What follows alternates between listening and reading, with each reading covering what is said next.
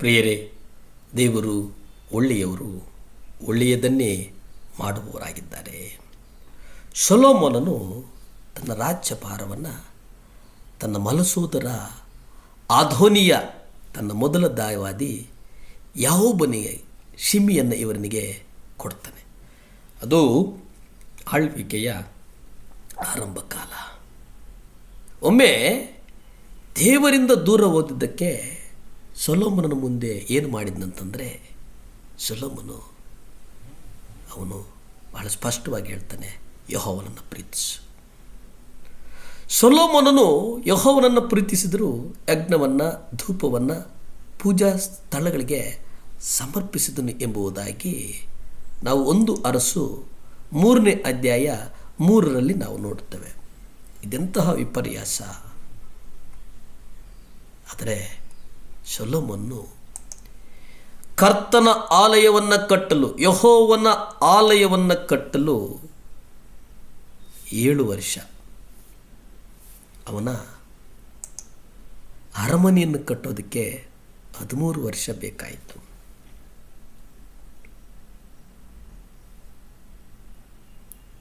ಆದರೆ ಸೊಲೊಮೋನನು ಅನೇಕ ಬಾರಿ ಕರ್ತನನ್ನು ಪ್ರೀತಿಸ್ತಾನೆ. ಕರ್ತನೊಟ್ಟಿಗೆ ಒಂದೊಳ್ಳೆ ಸಂಬಂಧ ಇಟ್ಟುಕೊಳ್ತಾನೆ. ದಾವೀದನು ತನ್ನ ಕೊನೆಯ ದಿನಗಳಲ್ಲಿ ಸೊಲೊಮೋನನಿಗೆ ಸೇಡು ತೀರಿಸುವುದಕ್ಕೆ ಕಲಿಸುವುದರ ಬದಲಾಗಿ ಒಳ್ಳೆಯ ತಿಳುವಳಿಕೆಯಿಂದ ವಿವಾಹ ಮಾಡಿಕೊಳ್ಳುವುದರ ಬಗ್ಗೆ ಸಲಹೆಯನ್ನು ನೀಡುತ್ತಾನೆ. ಸೊಲೊಮೋನನು ಅವನ ಬಾಳಿಗೆ 2 ಮುಖಗಳು. ಯೆಹೋವ ನಮ್ಮನ್ನು ನಡೆಸುವವನು, ಯೆಹೋವ ನಮ್ಮನ್ನು ಕಾಯುವವನು, ಯೆಹೋವ ನಮ್ಮನ್ನು ಉನ್ನತಕ್ಕೆ ನಡೆಸುವವನು ಎಂಬುದಾಗಿ ನಾವು ಗ್ರಹಿಸ್ತೇವೆ. ಪ್ರತಿಯೊಂದು ಕಡೆ ಅರಸು ಪತ್ರಿಕೆಯಲ್ಲಿ ನಾವು ನೋಡುವುದಾದರೆ ಅಲ್ಲಿ ದೇವರಿಗೆ ನೀತಿವಂತರ ನಾಯಕರು ಅವಶ್ಯಕತೆ ಇದೆ ಎಂಬುದಾಗಿ 1 ಅರಸು ಪುಸ್ತಕಗಳನ್ನು ನಾವು ನೋಡುತ್ತೇವೆ. ದಾವೀದನೊಡನೆ ಆರಂಭವಾಗಿ ಇಸ್ರಾಯೇಲರ ಚರಿತ್ರೆಯಲ್ಲಿ ಅತ್ಯಂತ ದುಷ್ಟರಾಜನಾದ ಅಹಾಬನ ಆಳ್ವಿಕೆ ಕೊನೆಗೊಳ್ಳುತ್ತದೆ. ಆದರೆ ದೇವರು ಅವರೊಟ್ಟಿಗಿರುತ್ತಾನೆ. ದೇವರು ಅವರನ್ನು ನಡೆಸ್ತಾನೆ. ಯಾಕಂದರೆ ಅಲ್ಲಿ ಸಂತತಿಯ ಜೊತೆ ಆ ಸಂತತಿಗೆ ನೀತಿವಂತವರು ಅಗತ್ಯವಿದೆ. ಎಲಿಯನು ಎಲಿಷನನ್ನು ಕರೆಯುವುದಕ್ಕೆ ನಾವು ನೋಡುತ್ತೇವೆ. ಎಲಿಯನು ತನ್ನನ್ನು ಕರೆಯುವಾಗ ಎಲಿಷನು ಹೊಲದಲ್ಲಿ ತನ್ನ ಎತ್ತುಗಳೊಡನೆ ಕಠಿಣ ಪರಿಶ್ರಮ ಮಾಡ್ತಾ ಇದ್ದನು ಎಂಬುದಾಗಿ 1 ಅರಸುಗಳು 19ನೇ ಅಧ್ಯಾಯ 19ರಿಂದ 21 ನಾವು ನೋಡುತ್ತೇವೆ. ಎಲಿಷನು ಗಾಢ ನಿದ್ರೆಯಲ್ಲಿದ್ದಾಗಲೂ ಅಲ್ಲಿಗೆ ಹೋಗಿ ಅವನನ್ನು ಎಲಿಯನ್ನು ಕರೆಯುವುದನ್ನು ನಾವು ಕಾಣೋದಿಲ್ಲ.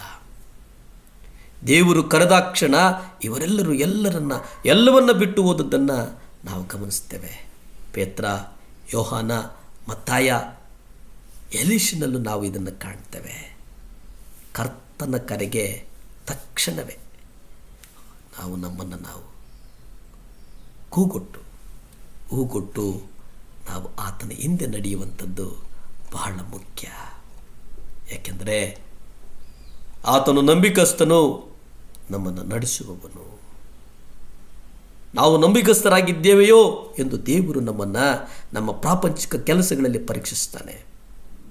ಒಂದು ಕೋಣೆಯನ್ನು ಶುಚಿಗೊಳಿಸುವ ಕೆಲಸದಲ್ಲಾಗಬಹುದು, ಅದನ್ನು ಕರ್ತನು ಗಮನಿಸುವವನಾಗಿದ್ದಾನೆ.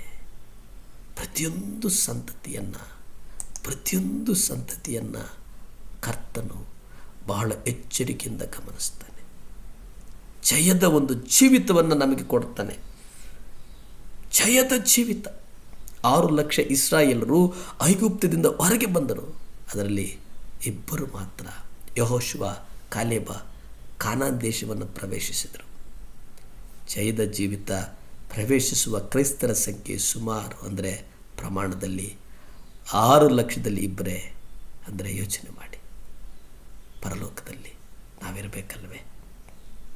ಭೂಮಿ ಆಕಾಶಗಳನ್ನು ಉಂಟು ಮಾಡಿದಂಥ ಸರ್ವಶಕ್ತನಾದಂಥ ದೇವರ ಸ್ತೋತ್ರ ಸ್ವಾಮಿ. ಅಪ್ಪ, ನಮ್ಮ ಕುಟುಂಬಗಳಿಗೆ ಜಯದ ಜೀವಿತವನ್ನು ಕೊಡು ಸ್ವಾಮಿ. ನಮ್ಮ ಸಭೆಗಳಿಗೆ ಜಯದ ಜೀವಿತವನ್ನು ಕೊಡು ಸ್ವಾಮಿ. ನಮ್ಮ ಸಭೆಗಳಿಗೆ ಬರುವಂಥ ಪ್ರತಿಯೊಂದು ಕುಟುಂಬಗಳಿಗೂ ಯೇಸುವೇ ನಿಮ್ಮ ರಕ್ತ ಚೆಲ್ಲಲ್ಪಡಲಿ. ಜಯದ ಜೀವಿತವನ್ನು ಕೊಡು. ನಮ್ಮನ್ನು ಆಶೀರ್ವದಿಸು, ಬಲಪಡಿಸು, ಸ್ಥಿರಪಡಿಸು. ಯೇಸುವಿನ ನಾಮದಲ್ಲಿ ಬೇಡ್ತೇನೆ ಪರಮ ತಂದೆಯೇ. Amen, amen. Hallelujah, hallelujah.